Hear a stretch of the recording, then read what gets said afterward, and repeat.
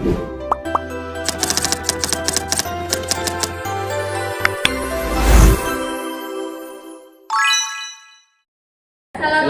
warahmatullahi wabarakatuh. Saya sebagai Dini Fitriana. Saya Muhammad Fauzan Zaki. Kami dari kelompok 6 akan mempresentasikan hasil dari makalah kami yang berjudul Kompetensi, Tugas, dan Kode Etik Seorang Konselor. Baik, pendidikan berperan penting dalam pembentukan karakter dan kemampuan individu sehingga membutuhkan bimbingan dan konseling yang profesional. Konselor berfungsi sebagai pembimbing sekaligus fasilitator, sehingga dituntut memiliki kompetensi pedagogik, kepribadian sosial dan profesional, serta mematuhi kode etik. Namun, masih ditemukan kesenjangan kompetensi dan pelanggaran etika, sehingga penting membahas kompetensi tugas dan kode etik konselor agar layanan berjalan profesional dan etis.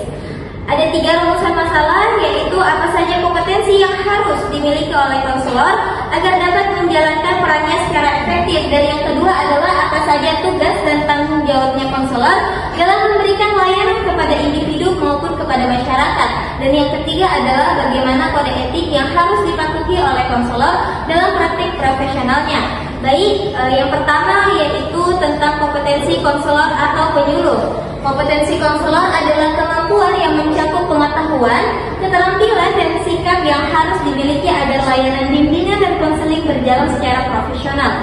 Adapun 4 aspek utama dari kompetensi tersebut yaitu ada pedagogik, kepribadian, sosial, dan profesional. Pedagogik itu memahami teori pendidikan, perkembangan psikologis, dan layanan konseling. Kemudian yang kepribadian yaitu integritas, stabilitas emosi, dan menjadi teladan. Kemudian sosial yaitu dia mampu bekerja sama, komunikasi, efektif, dan aktif dalam organisasi profesi. Dan yang terakhir adalah profesional yaitu asesmen kebutuhan konseling atau perencanaan program, evaluasi, dan patuh kepada kode etik.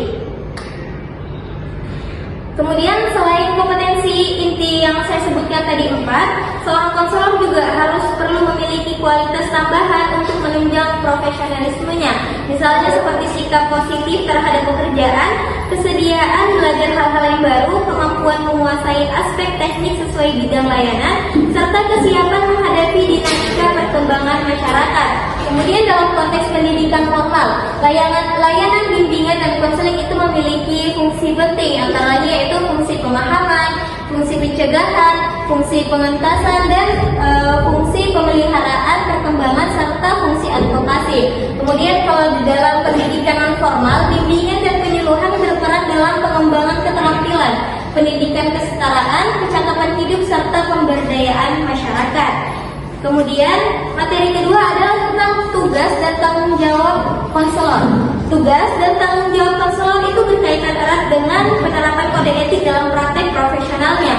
Konselor bertanggung jawab menjaga kerahasiaan klien, menghormati martabat manusia, serta tidak melakukan eksploitasi.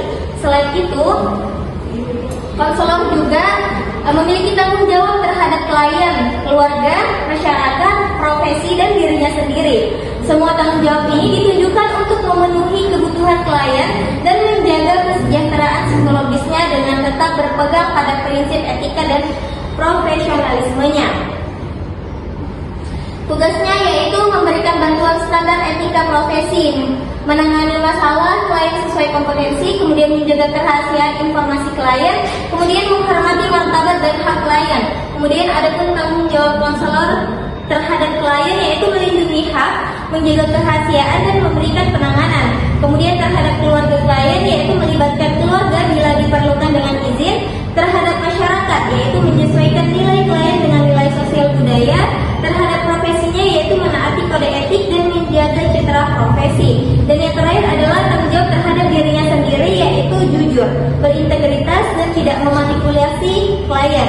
Permasalahan etis yang harus diatur yaitu tentang kerahasiaan, yaitu batas penggunaan informasi dan rekaman konseling. Kemudian yang kedua adalah kesesuaian nilai hidup konselor dengan nilai sosial masyarakat, dan yang terakhir adalah menghindari manipulasi dan eksploitasi terhadap klien.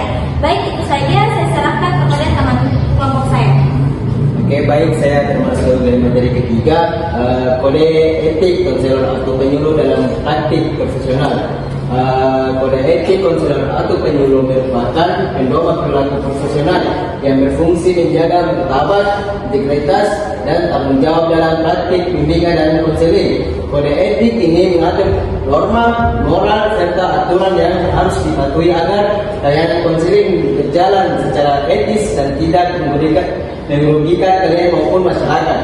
Di Indonesia, kode etik psikologi ditetapkan oleh HIM-PSI dan menjadi dasar legalitas praktik konseling. Pelanggaran terhadap kode etik seperti praktik penyalahgunaan data atau plagiarisme dapat merusak citra profesi dan kenai sanksi organisasi maupun hukum. Oleh karena itu, kebutuhan terhadap kode etik sangat penting agar konselor dapat memberikan layanan yang profesional, etis, dan bermanfaat bagi perkembangan individu serta menjaga kepercayaan masyarakat. Fungsi kode etik itu standar etika untuk bimbingan perilaku profesional konselor menjadi landasan hukum, norma, dan moral dalam praktik konseling, menjadi martabat manusia dan integritas profesi. Prinsip utama etika, kejujuran, integrasi, dan keadilan, menjaga kerahasiaan informasi klien, menghindari eksploitasi dan praktik, menghormati hak serta martabat klien. Bentuk pelanggaran etik dalam praktik konseling dapat berupa praktik penyelenggaraan prosedur dan data tes psikologi, praktik tanpa lisensi, hingga plagiarisme karya ilmiah. Pelanggaran tersebut merusak citra profesi dan dapat merugikan klien. Untuk itu, Majelis Psikologi Indonesia berwenang memberikan sanksi mulai dari teguran, pencabutan izin praktik, hingga sanksi hukum sesuai ketentuan kode etik yang berlaku. Baik, itu dari teman kelompok saya. Jadi kesimpulannya adalah kompetensi, tugas, dan kode etik merupakan aspek penting dalam profesi konselor. Seorang konselor harus memiliki kompetensi pedagogik, kepribadian sosial, dan profesional, serta melaksanakan tugas dengan penuh tanggung jawab. Kepatuhan terhadap kode etik sangat diperlukan agar layanan konseling berjalan secara profesional, melindungi hak klien, dan meningkatkan kualitas pendidikan. Baik, itu saja dari kami. Assalamualaikum warahmatullahi wabarakatuh.